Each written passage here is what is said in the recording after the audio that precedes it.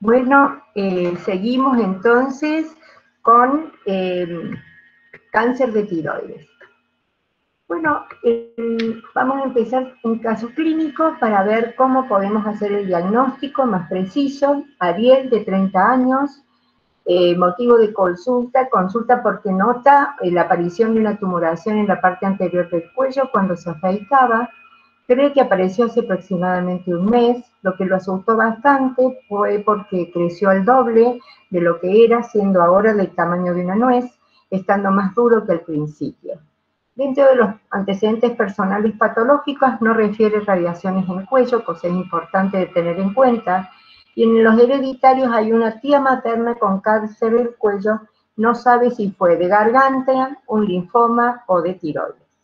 Bien, frente al cáncer de tiroides representa realmente menos del 1% de todos los tumores humanos, el 0,2% de las muertes por cáncer. La incidencia varía según la zona geográfica, de edad y sexo, predomina en la mujer de 3 a 1. En el hombre la posibilidad de que un nódulo sea maligno es 3 veces más que en la mujer. Aumenta la malignidad en menos de 20 años y en menores de 20 años y mayores de 65. Está aumentado su incidencia por un diagnóstico mucho más temprano, más preciso, porque estamos haciendo muchas ecografías de tiroides y punciones, y es el más común de las neoplasias del sistema endocrino. ¿Cuándo sospechamos malignidad en un paciente con enfermedad nodular tiroidea? Cuando hay una historia familiar de carcinoma medular o de neoplasia endócrina múltiple, cuando hay historia familiar de cáncer de tiroides, cuando en menores de 20 años y mayores de 65, cuando hay antecedentes de irradiación cervical en la infancia o en la adolescencia.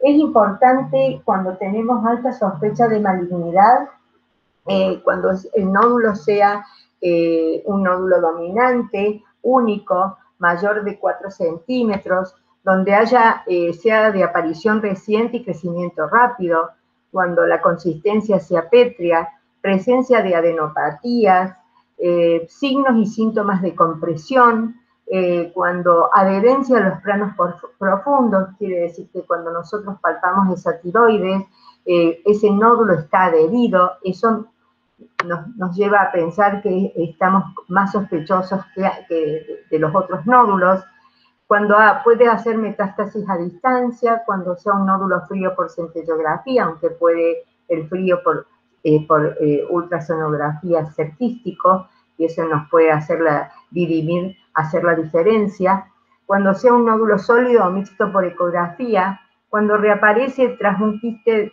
pospunción, cuando nosotros punzamos un quiste como medio de diagnóstico y tratamiento, pero vuelve a aparecer ese quiste, y cuando el crecimiento, a pesar del tratamiento supresivo con levotiroxina. ¿Cómo lo clasificamos? Resulta que los carcinomas diferenciados son el carcinoma papilar, que es el más común y el de mejor pronóstico.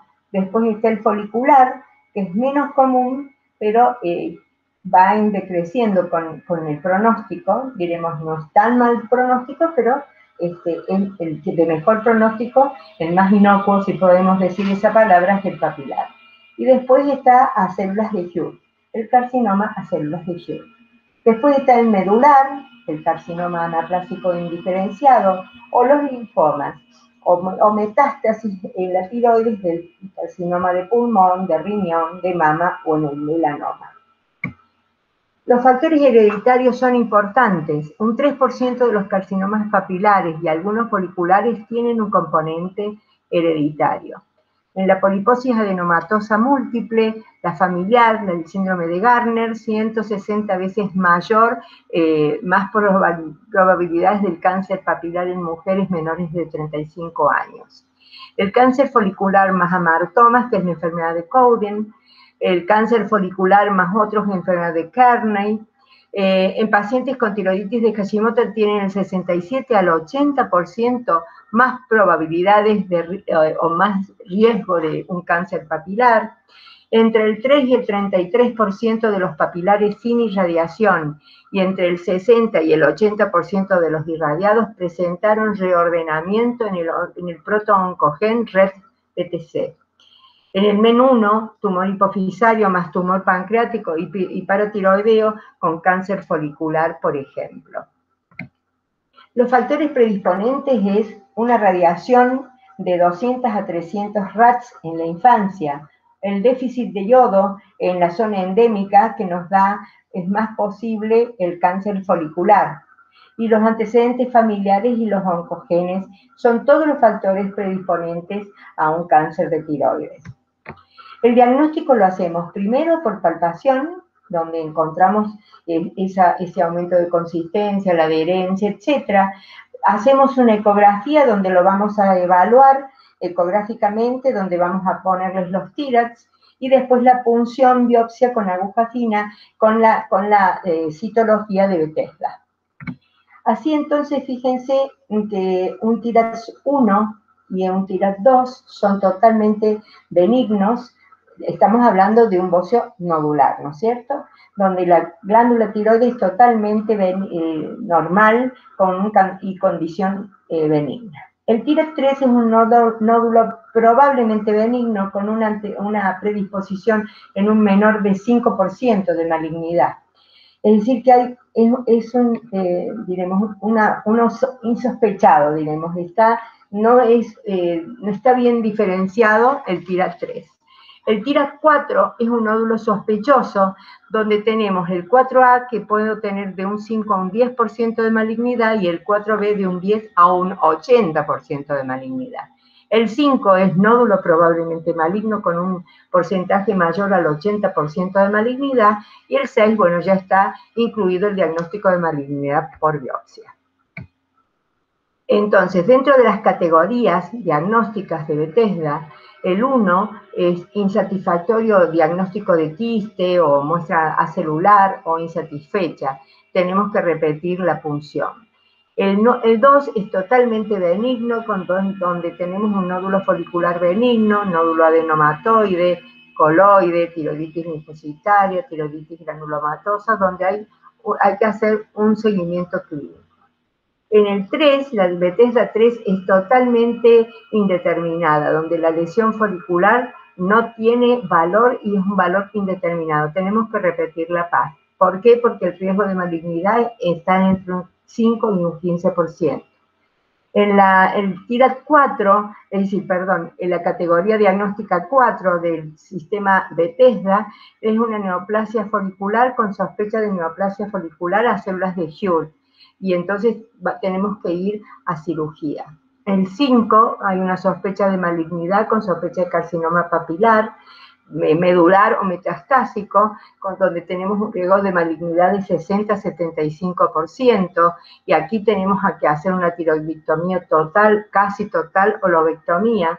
Y el 6, que es maligno, carcinoma papilar, pobremente diferenciado, o medular, anaplásico, de células escamosas, etcétera, donde tenemos casi un 100% de malignidad y la tiroidectomía debe ser total. ¿Cómo distribuimos entonces estos cánceres? Fíjense que el cáncer papilar ocupa el 65% de los casos. El folicular nos deja un 19%, es mucho menos frecuente. El medular un 5%, el anaplásico un 9% y otros un 2%. Entonces, frente a los compartimientos del cuello, nosotros los dividimos en 6 compartimentos. Acá tenemos todos los compartimentos y estos son los compartimentos centrales. Estos son los compartimentos centrales, que es importante tenerlo en cuenta por los drenajes de esos compartimentos a la parte glandular, a la parte linfática. Acá tenemos de nuevo todos los compartimentos como se dividen. Y acá tenemos todos los drenajes linfáticos de cada uno de los compartimentos, ¿sí? Es muy importante tenerlo claro a la hora de cuando tenemos que palpar los ganglios, a ver cuáles son los afectados. Acá seguimos los parotiroideos, los retroauriculares, los occipitales. Eso es muy importante a la hora de la extirpación, ¿no?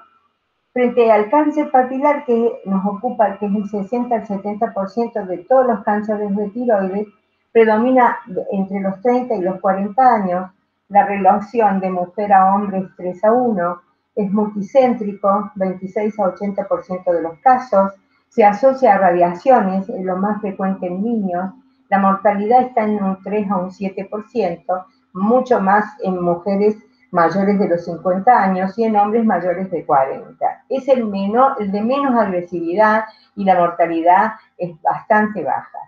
Es de las malas palabras, como les suelo decir a los pacientes, es la mejor. La anatomía patológica se encuentran papilas con eje conjuntivo vascular y cuerpos de samoma, que son cuerpos cálcicos, ¿sí? La forma de presentación puede ser solitario en un 85% de los casos, un nódulo menor de 2 centímetros en el 75% de los casos, y la extensión de estructuras vecinas del 5 al 15% de los casos. Esta extensión es colindante, diremos. Es multicéntrico, multifocal, así que si lo tengo en el lóbulo izquierdo, puede haber saltado algo al lóbulo derecho. Por eso, generalmente, cuando son papilares, nosotros, nuestra experiencia, hacemos tiroidectomías totales. El cáncer papilar, su diseminación es loborregional, la diseminación linfática a ganglios cervicales por la cadena recurrencial o la yugular, diseminación hemática es muy rara a pulmón, cerebro, hígado, la extensión es local, rara también, y la extensión a ganglios linfáticos indica muy mal pronóstico. El cáncer folicular, que nos ocupa un 15 a un 20% de los cánceres de tiroides, predomina entre los 20 y los 30 años. La relación de mujer a hombre es de 3,5 a 1, es multicéntrico también, un 15% de los casos, asociado a bocio endémico, donde nos falta el yodo, recuerden, su malignidad depende de la invasión capsular y o vascular. Siempre la diseminación es hemática, a pulmón, hueso, cerebro e hígado, peor pronóstico que el papilar por su alta tasa de recidivas. El cáncer a células diffuse es raro, pero podemos tener creyendo que es una tiroiditis autoinmune. Recuérdense que la de Hashimoto tiene células diffuse, nada más que acá no están las tiroiditis con los linfocitos, sino son células diffuse solas. Predomina alrededor de los 60 años, su malignidad depende de la invasión capsular o hemática. La anatomía patológica son grandes células epiteliales con citoplasma eosinófilo, llamadas células oxifílicas. Dentro de la clínica de los cánceres diferenciados, el bocio nodular es eutiroideo, crecimiento lento, consistencia dura, generalmente son asintomáticos y rara vez producen disfonía, adenopatías satélites, bifagia, cuadros obstructivos, respiratorios, etc. Debemos considerar el caso de que muchas veces nos encontramos con una adenopatía y no palpamos nada a nivel tiroideo, y resulta que nos hace pensar en un microcarcinoma tiroideo, el cual se manifiesta así, de esta manera. Dentro del cáncer medular, que también es menos raro, el origen es a nivel de las células parafoliculares secretoras de calcitonina, que son el sistema APUT. Nos ocupa un 5 a un 10% de los cánceres tiroideos, no tiene predilección por sexo, generalmente es bilateral, es más agresivo que los diferenciados, pero menos que el anaplásico, diseminación linfática y hemática, pulmón, hueso e hígado, y las formas de presentación clínica son un bocio nodular eutiroideo con crecimiento lento, generalmente asintomático, alta frecuencia de metástasis cervical y nos da disfonía, diarrea acuosa en el 30% de los casos, los RAS cutáneos en el 10% de los casos, y un síndrome de Cushing por ACTH ectópica que es realmente raro. El cáncer medular es esporádico en un 80% de los casos y es familiar en un 20% de los casos, porque está asociado a los MEN 2A y 2B. El 2A es el cáncer medular con feocromocitoma más adenoma paratiroideo, que me hace un hiperpara. Y el MEN2B es un carcinoma medular con feocromocitoma más neuromas cutáneos múltiples más hábito marfanoide. Así, estamos frente al cáncer anaplásico, que 10 al 15% de los cánceres tiroideos nos ocupan.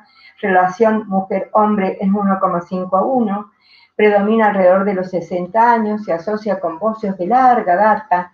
Hay una invasión precoz de tejidos vecinos y metástasis ganglionares.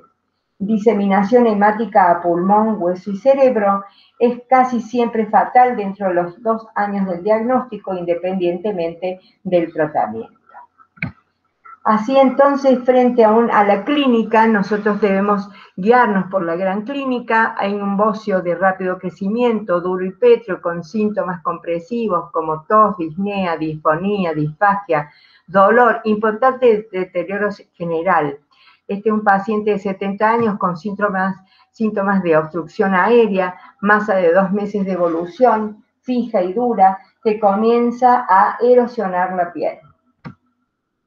El linfoma, leve predominio en mujeres mayores de 55 años, que se asocia a tiroiditis de Hashimoto, infiltra estructuras vecinas, hay diseminación hemática y linfática de ganglios cervicales, y nos ocupa un 2 a un 4% de los cánceres de tiroides.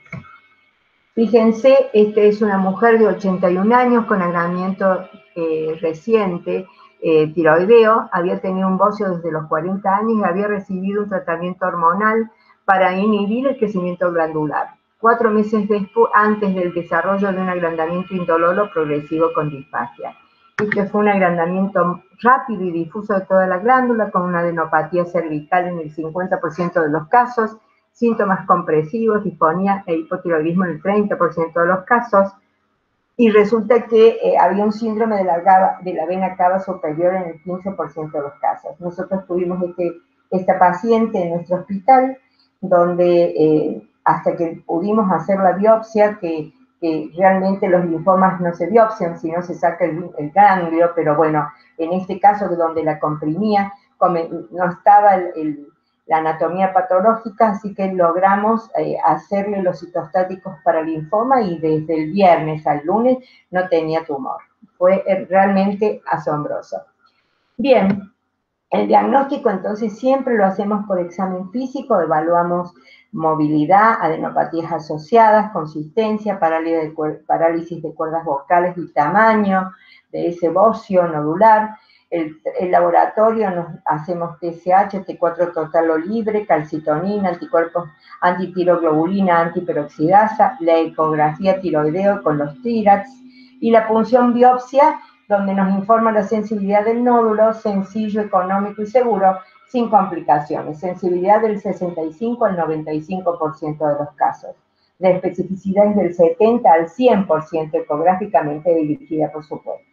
La limitación es el cáncer folicular. Recuerden que la diferencia entre un adenoma folicular y un cáncer folicular es la invasión de la cápsula. Entonces, nosotros no podemos lograrlo con una punción biopsia con aguja fina de esa tiroides, porque no podemos valorar si hay invasión de cápsula.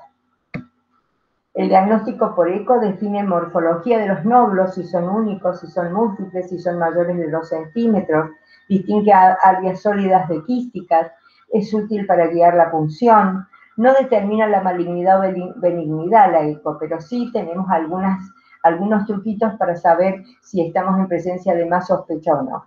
Junto con el dosaje de calcitonina es útil para el screening de cáncer medular en grupos de riesgo. La centellografía nos define si son funcionantes o no, si son nódulos donde nosotros ya observamos, donde hay un deterioro del resto de la glándula y entonces funciona solo. Distingue los nódulos calientes, fríos y tibios. Se usa el tecnesio 99 o yodo 131 y no diferencia malignidad de benignidad. La TAC con resonancia utiliza utilidad limitada, evalúa adenopatías satélites y cervicales mediastinales superiores, invasión de estructuras vecinas, útil para estadificar. La radiografía de tórax para evaluar un bocio endotoráxico o la desviación traqueal, los PET y la laringoscopia. Entonces, frente al diagnóstico tenemos un bocio nodular, podemos estar en presencia de sospecha de malignidad o benignidad. Bueno, frente a esta, hacemos una punción biopsia con aguja fina, donde tengamos maligna o positiva, vamos a cirugía. Si es benigna o negativa, puede ser quístico o sólido, donde si es quístico y recurre, diremos vuelve a aparecer, vamos a cirugía, y si no, podemos observarlo.